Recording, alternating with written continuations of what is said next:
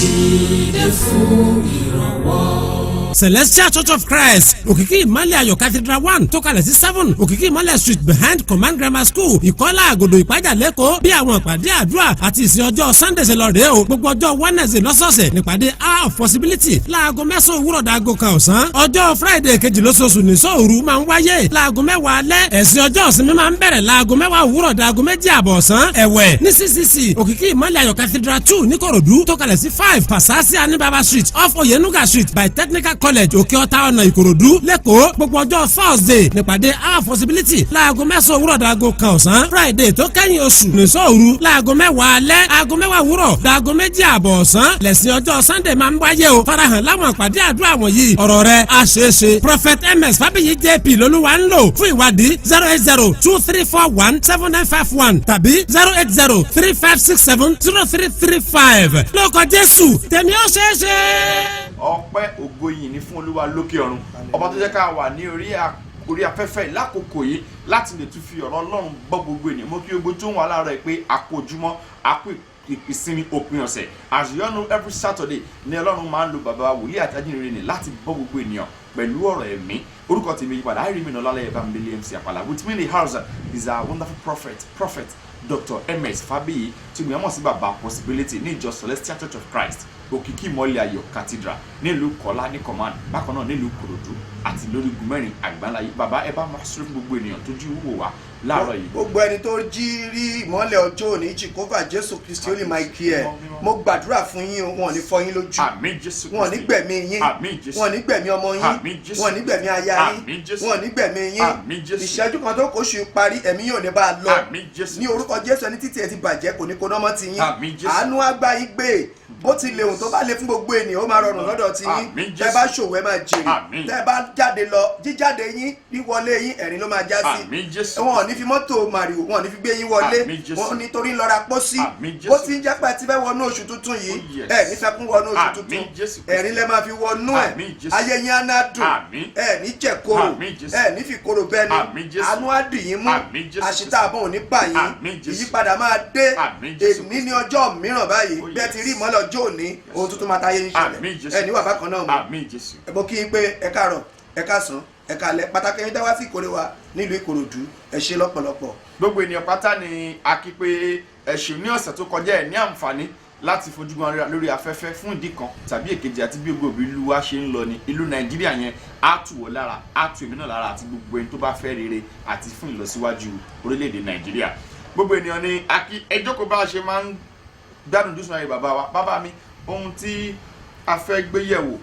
láàárọ̀ yìí ni ohun tí a máa ń gbọ́ pàtàkì náà máa ní àpótí ẹ̀rí wọlé bédédó mò ń sọdún lówó ó wọlé òun ló pa haúsá o kí ni ohun tó sodo mọ́ àpótí ẹ̀rí àmọ́ kí ni ohun tá a lè pè ní àpótí ẹ̀rí gangan sá. olúwa gbàdúrà wa àmín jésù kristi májẹ̀mú àṣẹ lórí wa àmín jésù. ìwé Jòhánù orí 8 ẹsẹ̀ 58 jésù sọ pé kí abrahamu tó wà ni òun ti wà ó ní kí mósè tó wà lòun ti wà ó ní káwọn òkè ká tó dáwọn òkè ká tó dáwọn omi lòun ti wà ó wá sọ̀rọ̀ kan ó ní àmì àti bàbá mi ẹyọ kan ni wá tá a bá wò nígbà tí àpótí ẹ̀rí tí ó wà nígbà yẹn kò tí ì sí ilé kan tí wọ́n kọ́ fún ọlọ́run láti máa sin ọlọ́run rárá kò tí ì sí ibi kan pé chọ́ọ̀chì rèé o àwọn mọ́ṣúárì kò ní Íjíbítì ohun tọ́lọ́run fi mú wọn jáde ni pé jẹ́ kí àwọn èèyàn mi lọ kí wọ́n lè lọ sìn mí ní ilẹ̀ tí èmi ti pèsè sílẹ̀ fún wọn. ó ṣe ṣọ́ọ̀ṣì ilẹ̀ lásán ni. kí wọ́n lọ ṣùgbọ́n nígbà tí wọ́n dé agbede méjì ìrìnàjò náà tí ogun pọ̀ oríṣiríṣi nǹkan tí wọ́n ò nérò tó kún wájú wọn ọlọ́run dẹ̀ fẹ́ kí wọ́n ju òrìṣà ọwọ́ wọn sílẹ̀ ọlọ́run fẹ́ kí wọ́n rí nǹkan kan tó máa dìgbàgbọ́ wọn mú tó jẹ́ pé wọn ò ní máa sá káàkiri tẹ́ bá wo nígbà tí Mósè gorí òkè lọ́wọ́ ní nǹkan tó fẹ́ sinmi lé lórí kí wọ́n tó dé àwọn èèyàn ti ya ère fúnra wọn ọlọ́run wá pe Mósè nínú ìwé Exodus 25 number 8 yẹn tẹ́ bá wò wá sísàlẹ̀ ohun tí ọlọ́run sọ fún Mósè ni pé òfin tọ́lọ́run kó lé Mósè lọ́wọ́ ọlọ́run ní kó ṣe bọ́ọ̀sì kan fún ó máa gbé òkúta yẹn síbẹ̀ torí májẹ̀mú àkọ́kọ́ Mósè fọmọ́lẹ̀ torí ó bínú ẹlẹ́ẹ̀kejì ọlọ́run wá sọ Mósè lọ gbé sínú bọ́ọ̀sì yẹn ọ̀pá ọwọ́ ẹ̀ yẹn níjọ́ tí mo pè é yẹn tí o gbé sílẹ̀ tó dejò yẹn jù sínú ẹ̀ ọlọ́run júwe gbogbo ohun tó fẹ́ fi sínú bọ́ọ̀sì yẹn so tán bá ti ń rí á lè di ìgbàgbọ́ wọn mú nítorí pé kò tí sẹ́ni tó ń jẹ́ Jésù ńgbà yẹn tá a fẹ́ gbẹ́kẹ̀lé ọlọ́run tá a dẹ̀ sọ Mósè nìkan ni ó ń bá sọ̀rọ̀ àwọn tó kò gbọ́n kankan lọ́lọ́run ṣe júwe ẹ̀ fún Mósè ńgbà yẹn àwọn kan yẹn ló ṣẹlẹ̀ tá a bá rí gbogbo ogun táwọn ọmọ Ísírẹ́lì jà àpótí yẹn ló máa ń ṣíwájú nígbà tó fẹ́ dé Jọ́dánì àpótí yẹn náà gbé ṣíwájú nígbà tó dé Jọ́dánì omi tó wà lókè tó ń bọ̀ ó dúró sókè èyí tó wà nísàlẹ̀ ó ṣàn lọ nígbà tí wọ́n dé Jẹ́ríkò náà àpótí yẹn náà fi yí Jẹ́ríkò ká ó di Jẹ́ríkò wó so àpótí ẹ̀rí dúró bí Jésù ó dúró bí agbára Ọlọ́run nínú ayé àwọn ọmọ Ísírẹ́lì ní nǹkan tí gbàgbọ́ wọn lè sinmi lé tí wọ́n lè dá òòṣà tí wọ́n kọ́bọ̀ yẹn àwọn òòṣà tó ti ń sìn tó ti fojú wọn sí ní Íjíbítì bí Ọlọ́run láti fi sílẹ̀. bàbá wa inú wa dùn láti pé bá wa tàn mọ́lẹ̀ sí ohun tí a lè pè ní àpótí pé Jésù fúnra rẹ̀ ní àpótí ẹ̀rí àwọn tó dẹ̀ ti ṣe tó yẹ káwọn yẹn fún mọ̀ pé kẹ́yìn tẹ̀ ń sin òrìṣà yìí o ẹgbẹ́ òrìṣà wọ̀ yín lẹ̀ ìyẹn fún àwọn ọmọ Ísírẹ́lì. ó ní pé mo ti dé sọ́dọ̀ yín ó ní kóun lè wà lọ́dọ̀ wọn tá a bá padà kabẹ̀ yẹn lọ sísàlẹ̀ ni pé ẹ lè má rí mi sójú èmi ni mo wà lọ́dọ̀ yín yìí ẹ nídìí pé ń wá mi lọ jìnnà so tẹ́ bá wá rí ìgbà tí ìwé Hébérù máa sọ lórí ìwé Hébérù orí 13 ẹsẹ̀ 8 Jésù sọ wípé Hebrew 13 verse 8 ó sọ pé Jésù ọ̀kan ni lánàá ọ̀kan ni lónìí ọ̀kan ní gbogbo ọjọ́ ayé nígbà tó wá jẹ́ John 15 number 1 nìyẹn ó ní èmi ní àjàrà ẹ̀yin ní ẹ̀ka ó ní gbogbo ẹ̀ka tí ò bá ti so èso rere a ó gé dànù a sì wọ́ sínú náà that is. bàbá mi kí ló wá dé táfíkà ń bẹ̀rẹ̀ nínú Bíbélì pé àpótí ẹ̀rí tó pa Úsà òun ló sọ Obedi-Édómù dolo ṣé àpótí ẹ̀rí yẹn dé ní Obedi-Édómù ní sá. wọ́n ti gbé àpótí ẹ̀rí lọ ní ilẹ̀ Ísírẹ́lì ogun ti dé wọ́n ti gbé lọ nígbà Sámúẹ́lì wọ́n gbà lójú ogun nígbà tí wọ́n gbà lójú ogun nígbà tí Sọ́ọ̀lù débẹ̀ Sọ́ọ̀lù gbà padà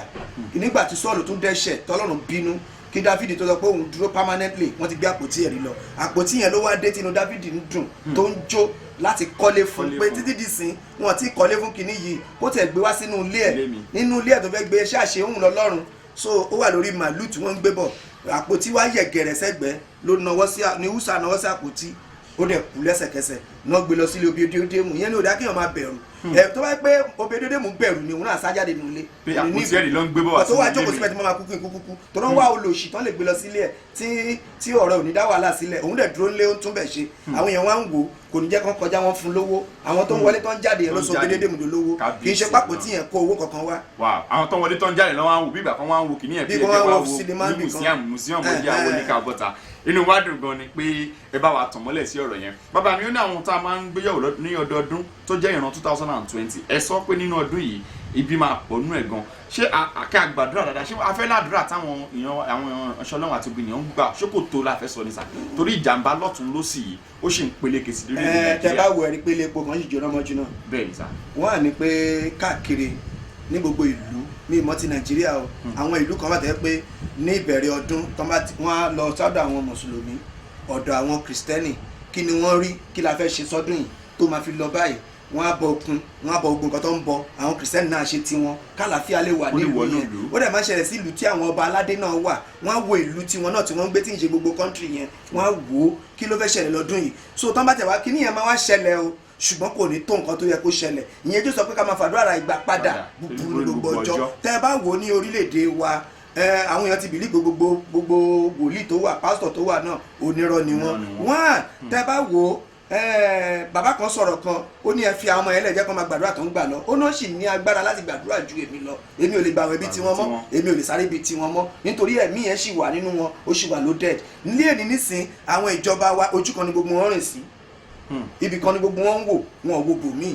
so wọn nídìí ẹni tó ti reign wọ́n nídìí ẹni tó ti lórúkọ pé tó ń sọ̀rọ̀ ọ̀rọ̀ tó sọ yẹn tẹ́ bá dẹ̀ wọn àgbàlagbà yìí ẹ tẹ́ bá wò nínú ìwé Jóẹ́lì yẹn àbí ó ní nìkẹyìn ọjọ́ òun máa tú ẹ̀mí òun jáde arúgbó máa lálàá ló máa sọ àwọn ọ̀dọ́ máa ríran wọ́n á dẹ̀ máa sọ àsọtẹ́lẹ̀ tẹ́ bá wò àwọn arúgbó yẹn náà ní sọ̀rọ̀ wọn lọ bá kán wá gbàdúrà bàbá tí ò lè gbàwẹ̀ mọ́ òun náà kówó lọ mú kó gbàwẹ̀ ọ̀rọ̀ tó ní owó kọ́ leléyìí kò nídìí owó kọ́ wọ́n dẹ̀ kéde ọjọ́ mẹ́ta o bí wòlíì ṣe sọ́ọ̀rẹ́ o ní àdúgbò mi ń bí mo ríran mo lọ bá lánàá pé ó lè fẹ́ jà ẹ jẹ́ ká gbàwẹ̀ ọjọ́ mẹ́ta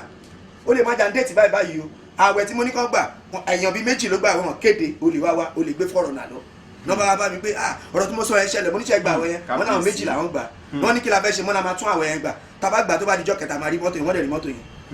wọ́n rí mọ́tò yẹn padà so àwẹ̀ àdúrà ó ní ṣe náà kò dẹ̀ sí nǹkan tó máa ń mú ibi ṣẹlẹ̀ ẹ̀ṣẹ̀ ló jẹ́ kí ibi máa ṣẹlẹ̀ ẹ̀ṣẹ̀ ló ń bá re jẹ́ ẹ̀ṣẹ̀ ló mú ibi wá tọ́lọ́run bá bínú ẹ wo nílùú Nínéfè nígbà tọ́lọ́run bínú fẹ́ pàlú yẹn run ọba yẹn kéde àwẹ̀ tó kéde yẹn ọlọ́run dẹ̀ sọ ma aláìsí gbogbo nǹkan tó fẹ́ ṣe yẹn ọlọ́run mú ìbínú yẹn kúrò ó ti ẹni sí yẹn ọlọ́run mú ìbínú tó ti bí yẹn ọlọ́run mú ìbínú yẹn kúrò ọlọ́run dẹ̀ dá ìlú yẹn sí ó wá ń dùn wòlíì ó ń du wòlíì Jónà pé ọlọ́run tí ló ń fẹ́ pàlú ìrìn kí ló tí ò parun òun ni wọ́n ti wá ojú ọlọ́run. Nàìjíríà ní ìdí ká wá ojú ọlọ́run, tá a bá tí ì rí ojú ọlọ́run, ọlọ́run ló ní wá, ó dá ibi ó dá ire, ó náà ló ń dá ogun ẹ̀, òun dá òkùnkùn, òun dá ìmọ́lẹ̀. Tá a bá wá sọ pé ibi inú ọdún yìí pọ̀ ju re ní ọdún yìí lọ, kì í ṣe pé ọ̀rọ̀ ẹnu pé ọdún yìí náà máa jó,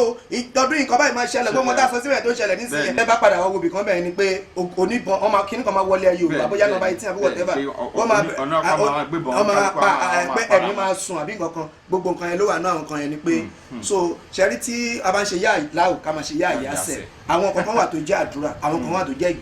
ìgbésẹ̀ ò nídìí kí èèyàn tán kándù lọ ni pé nǹkan tó ń fẹ́ ṣẹlẹ̀ wọ́n lè fẹ́ jàǹbì kan àbí àti gba security síbẹ̀ àti ṣe burglary síbẹ̀ àti dènà nǹkan tó fẹ́ ṣẹlẹ̀ yẹn wọ́n lómi fẹ́ jàǹbì kan àti wọ́nà fún omi ti lọ ṣé n bá ṣe ń gbàdúrà àti gbégbèsẹ̀ omi yẹn máa lọ wọ́rọ́wọ́rọ́ kò ní ṣe nǹkan kan ṣùgbọ́n wọ́n ṣe kò kàn mí kò kú lè dọ́dọ̀ tèmi ní tó ń bà lóye jẹ́ nìyẹn. gbogbo bàbá mi níwádùn láti túbà yín pàdé láàárọ̀ yìí ọ̀pọ̀ ènìyàn ti bá wa jẹ́ bẹ́ẹ̀ ṣe ń darapọ̀ wá ní gbogbo ọjọ́ mẹ́jọ ẹ máa ṣe bẹ́ẹ̀ ohun tí à ń pè ní àpótí ẹ̀rí